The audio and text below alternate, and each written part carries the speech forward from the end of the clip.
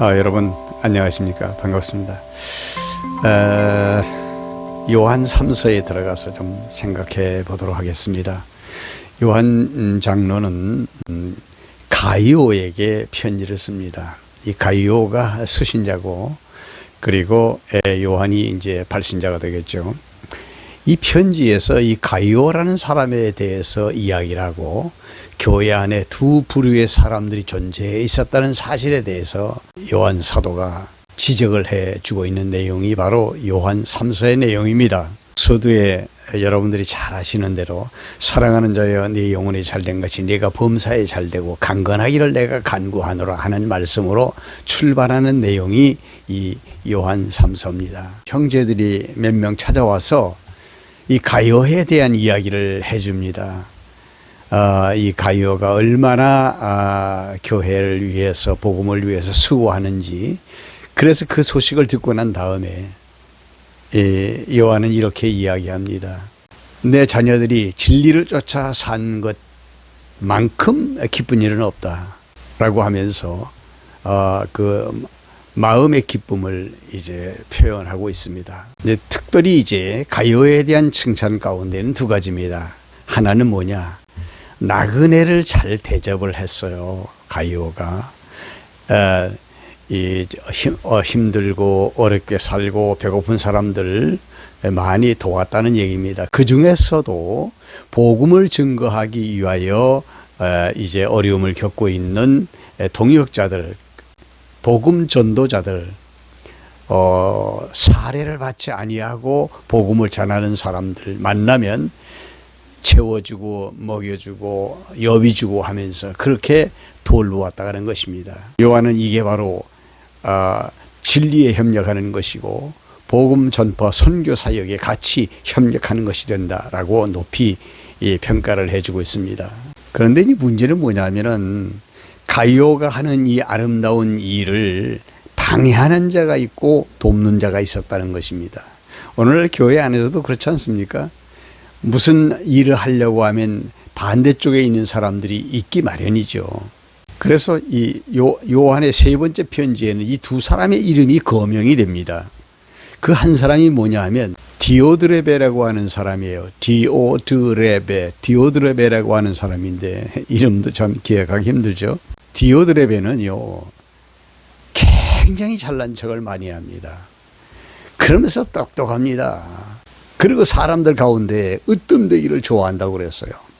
그러니까 가이오가 사람들을 잘 대접하면서 사람들에게 인정받는 것, 그게 못마땅하지 않느냐는 그런 생각을 해보게 되는 부분입니다. 작은 애들을 좋아하지 않습니다. 우리도 먹고 살기 바쁜데 저 사람들까지 우리가 도와야 되느냐.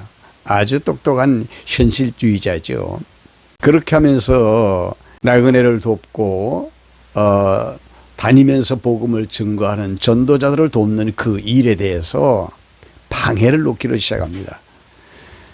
가이오가 하는 일에 대해서 협력하는 자들에 대하여 굉장히 눈살을 찌푸리고 심지어는 사람을 쫓아내기도 합니다. 이 본서에 또 다른 한 사람이 나타나요.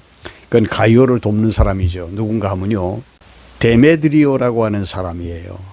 이 사람도 가이오와 같이 아주 좋은 평을 받고 있는 사람인데 벌써 이미 요한 사도에게는 소문이 와서 다 알고 있습니다. 그러면서 요한 사도가 말하기를, 이 못된 놈, 내가 어떻게 이걸 글로 쓰겠느냐. 내가 찾아가서 직접 이 디오드레베가 어떤 놈인지 내가 가서 까발리고 이놈 한번 혼을 좀 내겠다. 이 사람이 선한 일을 하려고 하는 사람들을 내쫓아버리고 말았습니다. 아마 그때 내쫓김을 받은 사람이 데메드리오가 아닌가 하는 생각을 하게 돼요. 어쨌거나 이런 일로 인해서 요한 사도가 굉장히 흥분했던 사실을 요한 3서 세 번째 편지에서 볼 수가 있습니다. 여러분 어떻습니까? 오늘날 우리 교회만 봐도 교회가 얼마나 어지럽고 시끄럽습니까? 선한 일을 묵묵히 해나가는 사람들, 반대편 쪽에 아주 똑똑하고 멋진 사람들이 그걸 반대하면 목사님들이나 성도들이 선한 일을 할 수가 없지 않습니까? 그것도 또 더 나아가서 반대는 또 그렇다고 하는데 이렇게 주의 일을 하는데 방해를 놓고 오히려 사람들을 내쫓는 일을 합니다. 제가 개척교회를 해봐서 잘 아는데 교인 몇십 명 잘 모아놓으면 그 안에서 분쟁이 생겨가지고 또 사람들이 막 나가고 하는 거, 이건 참 이 개척한 사람들의 입장에서 보면 참 가슴 아픈 일이거든요. 이런 일들이 막 제 목회 45년에 비일비재하게 일어났습니다. 안타까운 일이고 참 안 좋은 일이죠. 목사님들은 어쩌든지 사람들 하나라도 더 모으려고 하고 모아서 잘 양떼들을 인도하려고 하는데 교회 안에서 이런 풍파가 한번 일어나게 되면은 목사들은 거의 뭐 정신없습니다. 그런 일이 있을 때는 성도들이 목사님 곁에 붙어서 목사님을 붙들어드리고 위로하는 것이 그게 맞는 것입니다. 여러분, 교인들은 성경의 양으로 비유가 되고 있어요. 그 반대쪽에 있는 자들 비슷하지만 아닌 거예요. 이단일 수도 있고 누구냐, 염소 같은 사람이에요. 그래서 보통 이제 목사님들이 이렇게 이야기하죠. 염소는 교인이고 양은 성도다, 이렇게 이야기를 합니다. 맞는 말 같아요.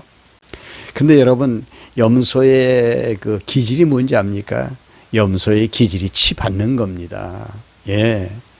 염소도 그 무리들 가운데서 서열이 아주 분명하더군요. 예. 그 서열을 정하는데 막 뿔을 서로 받고 뿔이 부러지도록 박치기를 해서 이겨야만 우두머리가 될 수 있어요. 이런 기질을 가진 게 염소의 기질이죠.